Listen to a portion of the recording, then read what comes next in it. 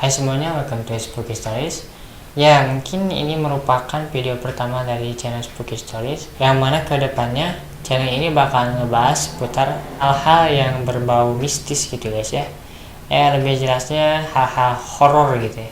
Bagi kalian yang tertarik mendengarkan cerita-cerita horor atau mengungkap fakta-fakta dari hal-hal mistis, kalian bisa klik tombol subscribe yang ada di bawah, dan juga jangan lupa nyalain notifikasinya supaya ketika gua upload kalian dapat notifikasi di layar HP kalian. Ya itu saja, happy watching.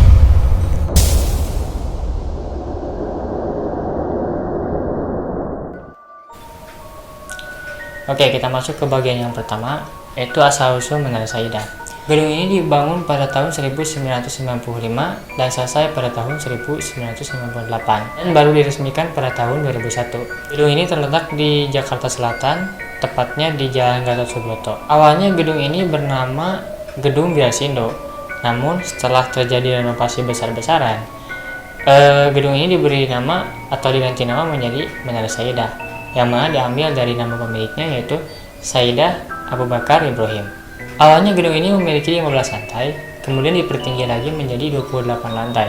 Aku gak bakalan jelasin panjang lebar atau secara detail mengenai gedung ini, tapi yang paling menarik menurut gua yaitu nuansanya yang bisa diganti-ganti gitu. Jadi nuansa langit-langitnya itu bisa diganti-ganti gitu. Dan juga patung-patung Romawi yang langsung diimpor dari Italia.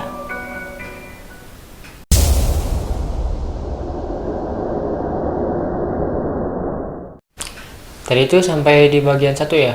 Oke, sekarang di bagian 2. Di bagian 2 ini gua mau ngebahas alasan mengapa Menara Saidah itu ditutup. Oke, pada tahun 2007 Menara Saidah resmi ditutup dikarenakan kesalahan pembangunan dari awal. Ya mungkin keteledoran atau kesalahan dari para pembangunnya, yang mana Menara Saidah itu terlihat miring gitu gedungnya itu guys. Memang miringnya itu cuma beberapa derajat, tapi bisa aja ngebahayain penghuni gedung dan juga area sekitarnya. Nah, karena kesalahan pembangunan dari awal, gedung ini pun resmi ditutup, dan juga ratusan para pekerja bangunan Menara Saidah ini pun di PHK secara sepihak. Jadi gak ada perundingan dulu gitu guys, langsung aja di PHK. Juga kabarnya mereka tidak mendapatkan pesangon.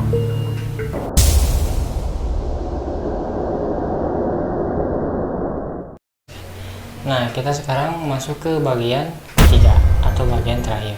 Di bagian ketiga ini gua mau menceritakan sebuah kisah, ya lebih tepatnya kisah nyata ya, dari seorang petugas satpam baru di Menara Saidah ini yang mengalami sebuah gangguan ketika bertugas. Di suatu malam, tepat pada pukul 00 atau jam 12 malam, ada dua orang satpam yang sedang bertugas. Lebih tepatnya sih yang satu satpam baru dan yang satu lagi itu satpam yang sudah cukup lama. Nah, si satpam yang lama ini pulang lebih awal dikarenakan ada suatu urusan. Otomatis si satpam yang baru ini bekerja sendirian kan. Nah, tak lama ada seorang wanita yang mengenakan pakaian berwarna merah, tepatnya gaun berwarna merah, menghampiri si satpam. Kemudian dia mengatakan bahwa dia adalah karyawan Menara Saidah, yang mana ia meminta bantuan kepada si satpam untuk mengantarnya ke lantai 14. Katanya sih dompetnya itu ketinggalan katanya. Si satpam pun mulai aneh lah, karena gedung ini udah resmi ditutup dan juga dikosongkan sudah lama dan tidak ada penghuninya, apalagi karyawan kan. Tapi mau gak mau karena satpam baru, ya mungkin dia harus melayaninya, dan juga dia gak bisa nolak mungkin ya. Lalu si satpam pun mengantar wanita tersebut masuk ke dalam. Situasi gedungnya itu gelap dan juga semua pintunya itu terkunci. Meskipun gelap, lampu AC semuanya dimatikan, tetapi listrik itu tetap ada. Mereka berdua pun masuk lalu berjalan menuju ke lift. Sembari menunggu lift terbuka sekitar 5-10 menit, terjadi suatu keanehan, yaitu lampu yang awalnya mati nyala dengan sendirinya. Namun nyalanya itu berkedip-kedip lambat gitu guys. Dan juga auranya itu kerasa dingin gitu, meskipun AC itu mati dan juga pintu semuanya terkunci. Ya positif tinggal aja, mungkin suasananya emang dingin gitu ya.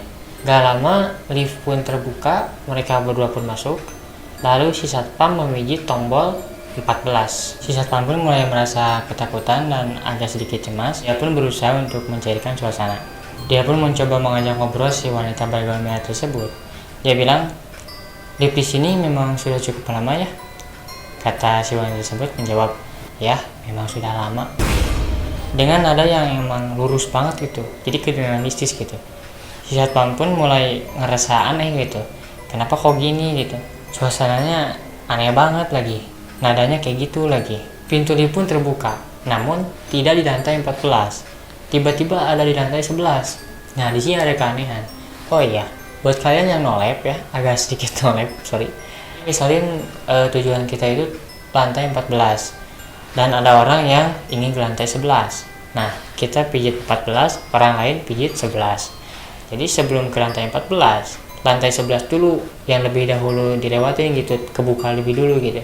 Tapi kan keanehan di sini kan nggak ada orang gitu, nggak ada karyawan, nggak ada siapa-siapa, emang gedung ini udah ditutup gitu. Si satpam pun coba untuk ngecek dulu lantai 11, namun nggak ada orang di situ. Kembali lagi ke lift dan posisi si satpam itu berada di belakang si bergaun merah ini. Satpam gaun merah. Ketika di situ si satpam pun mencoba untuk mencairkan lagi suasana karena emang mulai udah takut banget di situ ya, udah cemas. Dia pun coba untuk ngajak ngobrol si wanita ini. Dia coba manggil, "Mbak," katanya. Diam, gak ada jawaban, hening. Kembali lagi kedua kalinya, "Mbak," katanya. Diam aja, gak jawab gitu dia. Wanita ini gak jawab, diam aja. Satpam mulai panik, cemas, ya kayak seorang diri gitu. Ada orang tapi kayak sendiri gitu. Gak lama lift pun terbuka. Nah posisi atau gimana ya, situasi lantai 14 ini kayak sekat-sekat katanya gitu. Jadi misalnya kalau warnet room 1, room 2, room 3, jadi ada sekat-sekatnya gitu. Nah lantai 14 juga itu kayak gitu. Nah si satpam keluar lebih dulu buat ngecek dulu lantai 14. Dia lihat kiri kanan, ya gak ada siapa-siapa ya. Adanya juga gelap dan dia nggak bawa senter. Dia cuman pakai flash dari HP-nya. Nah si satpam pun menengok ke arah belakang dan si wanita ini tiba-tiba menghilang. Entah ngilang kemana tapi tiba-tiba gak ada gitu. Si satpam mulai panik, takut dia seorang diri di situ. Kemudian ada di salah satu sekat itu ada lampu yang menyala tapi nggak terlalu terang, dan juga ada suara ketikan keyboard. Si satpam mencoba untuk mendekati sekat tersebut, berharap itu ada orang di situ. Karena emang dia ketakutan sendirian gitu guys. Nah ketika hampir sampai di sekat tersebut, tiba-tiba ada yang menepuk pundak si satpam dari belakang.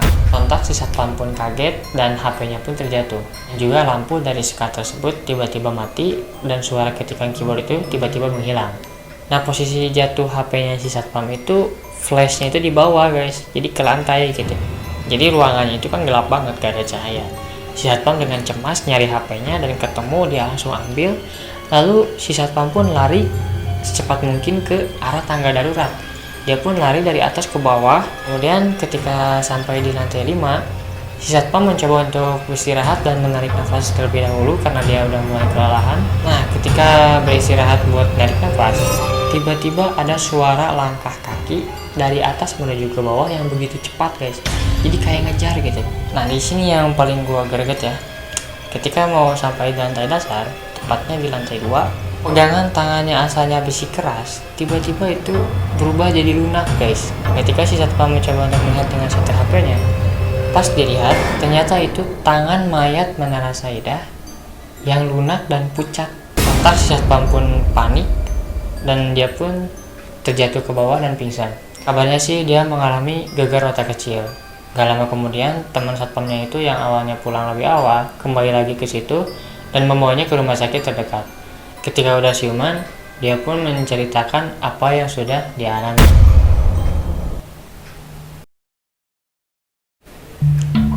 Nah jadi gue pernah dengar katanya sih sebelum dibangun Menara Saidah itu awalnya tempat kuburan atau pemakaman. Kuburan itu digusur, tetapi ada beberapa kuburan yang belum tergusur. Jadi kalau misalin tangan mayat, kata si satpam tersebut ya bisa aja gitu, dan untuk kemungkinan gitu. Dan juga bangunan yang bertahun-tahun terbengkalai, ya gak aneh lah kalau misalnya ada penunggunya gitu. Ya mungkin itu saja video pertama dari Spooky Stories. Bagi kalian yang udah nonton, jangan lupa untuk klik tombol like and subscribe. Dan juga bagi kalian yang tahu hal-hal mistis atau pengetahuan mengenai rumah terbengkalai, terus penunggu inilah, penunggu itulah, dan juga hal-hal mistis lainnya, bisa tulis di kolom komentar. Kalau gue bisa bahas apa yang kalian tulis di kolom komentar. Thank you for watching. See you next time and goodbye.